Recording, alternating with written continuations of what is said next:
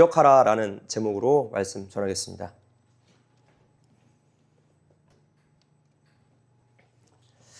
네, 인생에는 깔끔하게 잊어야 할 일이 있고 또 반드시 기억해 두어야 할 일이 있습니다. 제2차 세계대전 때 동포 600만 명을 학살당한 유대인들이 용서하자, 그러나 잊지는 말자 라고 다짐을 했다고 합니다. 나쁜 기억들은 빨리 지워버려야 하겠지만 감사할 일들, 또 은혜 받은 일들은 결코 우리가 잊어서는 안 될 것입니다. 오늘 본문에서는 성도인 우리가 반드시 기억하며 살아야 하는 두 가지를 배울 수 있습니다.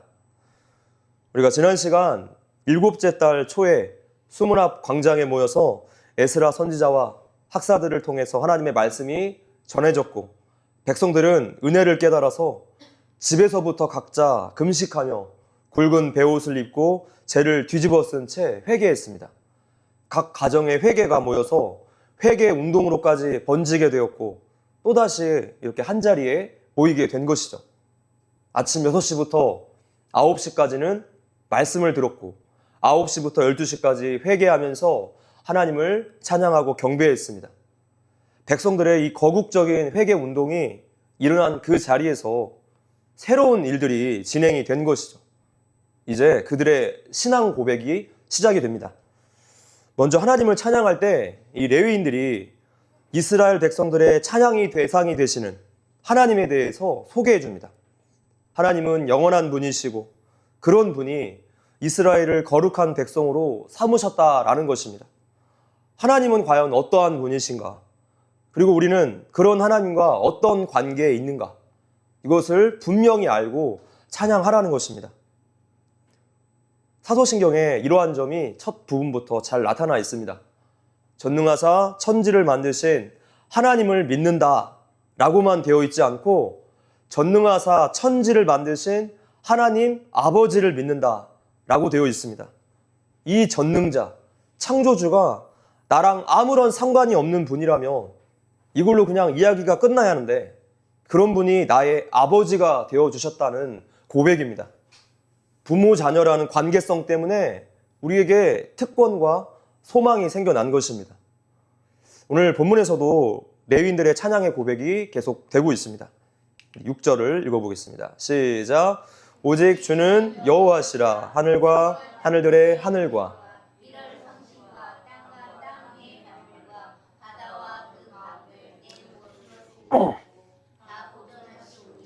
모든 천군이 주께 경배하나이다.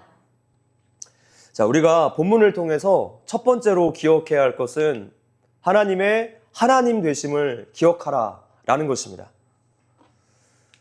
오직 주는 여호와시라.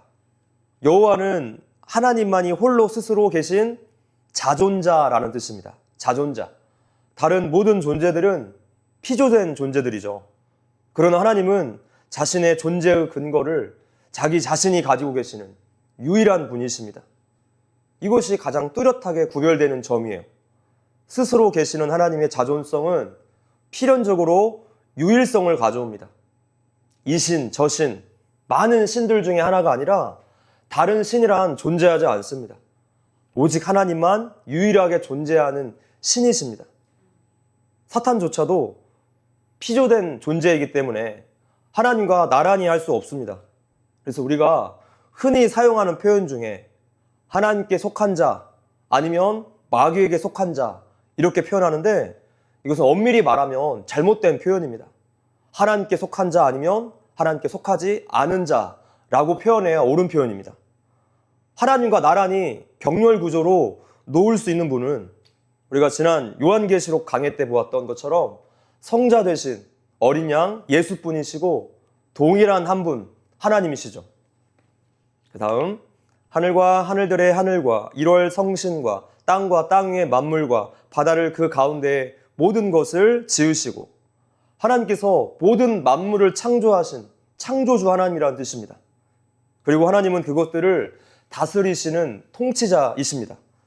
그래서 모든 죄와 불경건은 하나님의 지식에 대한 결여, 그분의 존재를 인정하지 않음에서부터 출발합니다. 그래서 여기에 토대를 세운 모든 사상과 법, 운동들은 그래서 반드시 죄의 열매를 맺습니다.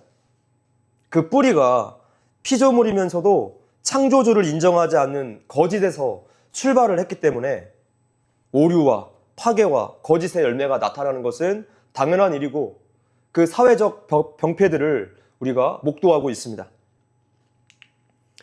모든 것을 지으시고 다 보존하시오니. 자, 하나님의 보존하심에 대해서 웨스트민스터 소요일 문답은 이렇게 우리 가르쳐 줍니다. 11문인데요. 읽어볼게요. 시작. 하나님의 섭리의 사역은 무엇입니까? 답은 하나님의 섭리의 사역은 하나님이 가장 거룩하고 지혜롭고 권능 있게 자신의 모든 창조물과 그 모든 행동을 보존하시고 통치하시는 것입니다. 하나님께서 만드신 것들을 그냥 내버려 두지 않으시고 보존하실 때 그 만든 모든 존재들이 계속 유지가 될 수 있는 것이죠. 공기와 물이 없으면 한순간도 살 수 없는 존재임에도 불구하고 우리는 스스로 너무나 잘 보존되어 있고 앞으로도 멀쩡하게 별탈 없이 있을 것이다. 이런 근거 없는 자신감을 가지고 이 보존하심에 대해서 굉장히 당연하게 여깁니다. 그래서 그 결과는 감사하지 않는 것이죠. 자, 그런데 무언가가 존재하고 그 상태의 그 모습 그대로 안정적으로 보존된다는 것은 사실 기적입니다. 우리가 알다시피 모든 물질은 잘게 쪼개지고 또 쪼개지는데 이것을 분자라고 부릅니다. 분자는 또다시 원자로 구성이 되죠. 이 원자가 물질 세계에서 가장 기초적인 단위의 입자라고 아주 오랫동안 믿어왔어요. 그런데 과학이 발달하다 보니까 이 원자 속에 또다시 핵과 여러 가지 전자가 있다는 것을 발견하게 됩니다. 계속 이렇게 잘게 쪼개지고 또 쪼개진다는 거예요. 영화 앤트맨 보신 분들은 이해가 좀 쉬울 겁니다. 그렇다면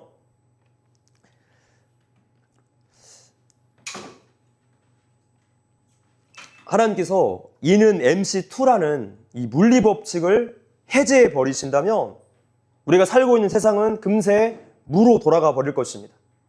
이 법칙을 만드신 분은 아인슈타인 박사가 아니라 하나님이세요.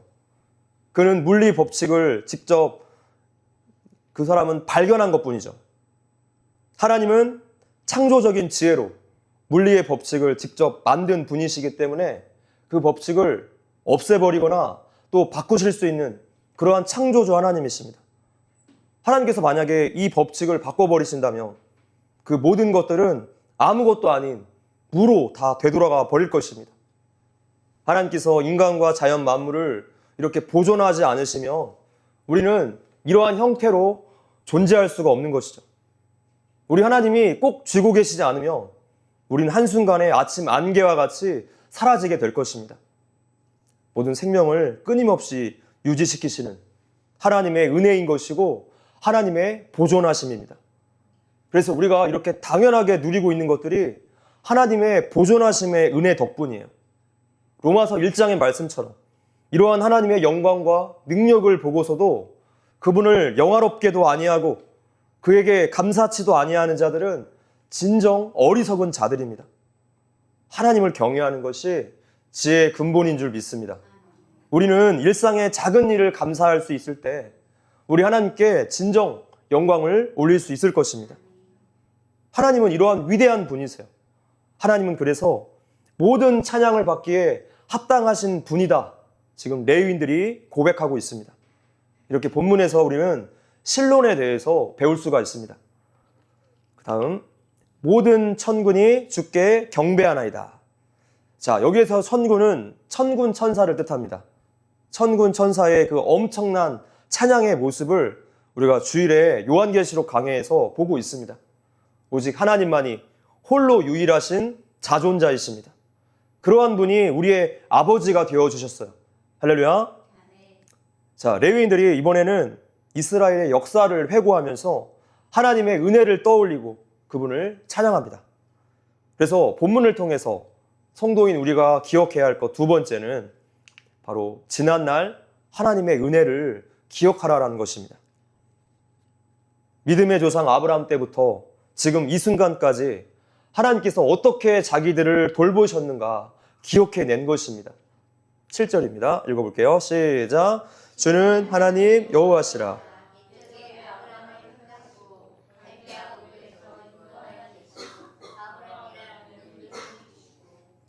자, 레위인들의 이 고백은 하나님께 드리는 대표 기도의 형식을 띠고 있지만 그 자체가 경배이고 또한 신앙 고백입니다.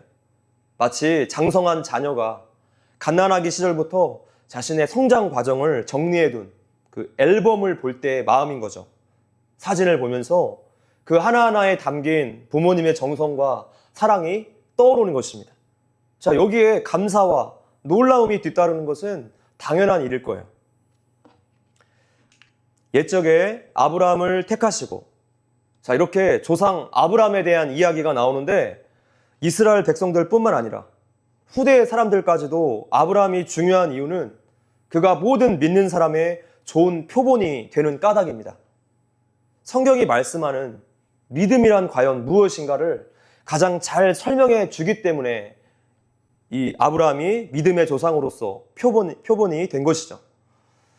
전지전능하시고 유일하신 창조주 하나님이 지금 한 인물 아브라함을 선택하셨어요. 자, 그런데 그가 과연 잘나고 순결해서 선택이 되었습니까? 전혀요. 그는 갈대아 우르에 우상 만들고 섬기는 집안 사람이었습니다. 그의 어떤 의지나 노력이 개입되지 않았습니다.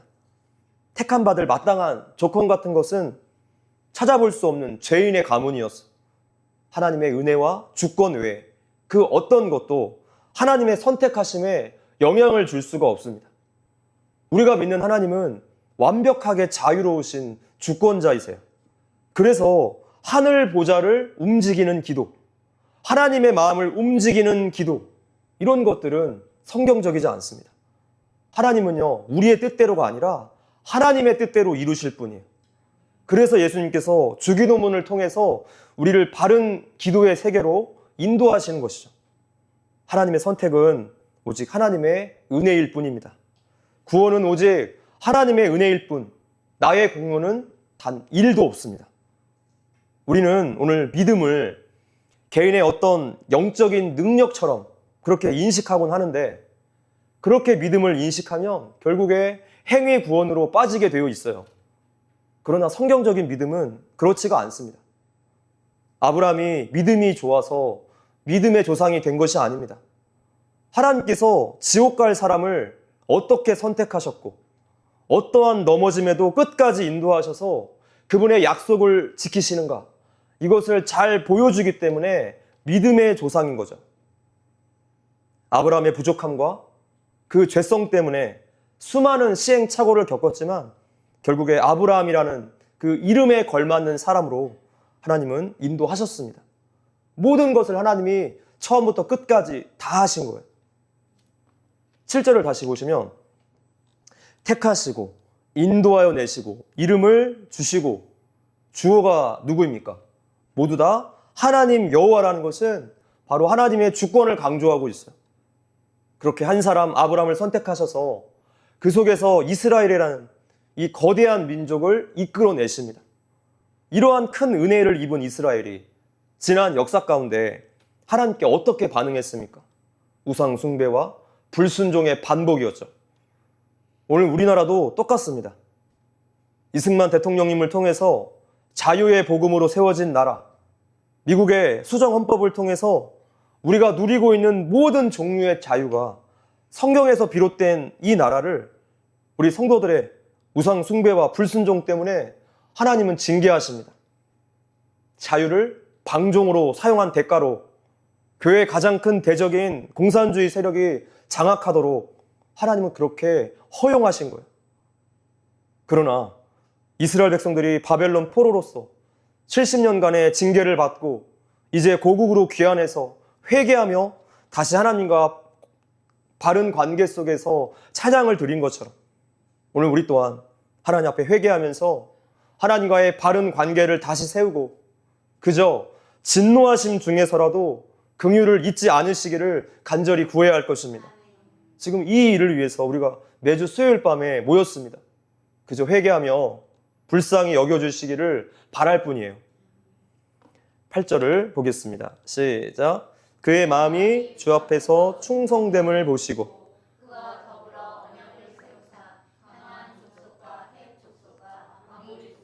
브리스 족속과 여부스 족속과 기르가스 족속의 땅을 그의 씨에게 주리라 하시더니 그 말씀대로 이루셨사오매 주는 의로우심이소이다. 그의 마음이 주 앞에서 충성됨을 보시고, 자, 이것은 창세기 15장 6절을 가리킵니다. 읽어볼게요. 시작. 아브라함이 여호와를 믿으니 여호와께서 이를 그의 의로 여기시고, 자식 없는 아브라함에게 네 자손이 하늘의 별과 같이 많을 거야. 하나님의 약속을 아브라함이 믿었고, 그 다음 나타난 장면이 쪼갠 고기 사이를 지나가는 횃불 언약입니다. 행동으로 인한 의가 아니라 믿음으로 인한 의를 바탕으로 하나님께서 아브라함과 언약을 맺으셨어요. 이 횃불 언약은 하나님께서 아브라함의 인간적 연약함에도 상관없이 끝까지 약속을 홀로 지키시겠다라는 언약입니다. 그래서 아브라함이 쪼갠 고기 사이를 지나가지 않고 하나님만 지나가신 거예요. 약속을 어겼을 시에 이렇게 쪼갠 고기처럼 될 것이라는 고대 근동의 강력한 언약 예식이었습니다. 그리고 약속대로 하나님은 가나안 땅을 그의 씨인 이스라엘 백성들에게 주셨어요. 우리 하나님은 약속하신 말씀을 반드시 지키시는 분, 거짓이 없으신 분이십니다. 그래서 하나님께서 하신 성경의 말씀은 하나도 땅에 떨어지지 않고 다 성취되는 거예요. 그 말씀대로 이루셨사오매 주는 의로우심 이로소이다. 자, 그런데 우리가 약속을 지키는 것은 성실이라는 표현을 사용하는데 지금 레위인들의 고백은 의로우심이라는 표현으로 사용이 된 것이 좀 특이합니다. 자, 여기에서 하나님의 의로우심이란 공의를 뜻해요. 하나님의 공의. 성경의 많은 부분에서 하나님은 공의로우신 온 땅의 재판관이다라는 그런 증언을 기록하고 있습니다. 그리고 이러한 점은 하나님의 택한 백성을 괴롭히는 원수들을 심판하시고 당신의 백성들을 구원하시는 구체적인 행동으로 나타났습니다. 하나님의 의로우심은 그래서 그 백성들을 구원하시는 근거이기도 하겠지만 반대로 죄를 미워하시고 심판하시는 근거이기도 합니다. 그래서 하나님 말씀에 순종한다면 백성들을 보호하시고 인도하시겠지만 말씀에 불순종한다면 하나님의 심판을 받게 됩니다. 그것이 지난 이스라엘의 역사였고 이것은 시대를 뛰어넘어서 모든 하나님의 백성들에게 똑같이 적용이 됩니다. 택한 백성이라고 할지라도 범죄하면 징계를 내리세요.